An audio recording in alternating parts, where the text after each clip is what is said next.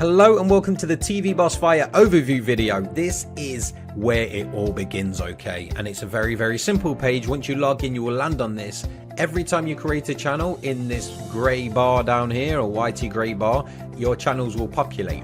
With every time your channel pops up, you can choose anything from you viewing it, to edit it, to switch it over to another account on TV Boss, or even share on social media to get more eyeballs to it, okay? Now moving on from there, if you want to add a channel, just literally click the right icon here, create a channel, and you basically enter some simple details to begin. The name, the description, the channel icon which you upload here, and that is the first step to creating your channel. Number 2 is the settings. Once you've saved that, the provider name, the language, your contact email, your affiliate URL, because we also have about, watch and store pages, which means anyone who watches this from kind of coming from external traffic like Google, say they search out your channel or they search for content that is on your channel and find it, if they're wondering how you've actually made this channel, you can actually get affiliates from that, or you can turn them off. You can also embed them, as it says here, but you have to save the channel first, into a website of your choice, as long as it supports HTML, and then you watch and publish. It's simple as that for this step.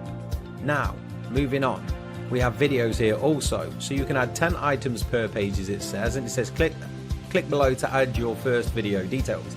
So basically this is all it takes, and you basically just click the plus and then go from there. We prompt you with everything, like I say. If you see here, you see these tooltips, they all have little tooltips which show you everything that's needed. As you can see, it says 114 by 114 channel logo, PNG image in your Fire TV channel, not used by Roku.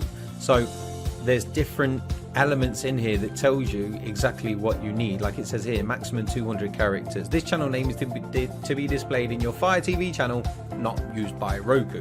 So this is your channel here and not in Roku. Everything leads you through it. Very simple, but we have training as well, so it's not as if it's something difficult to do.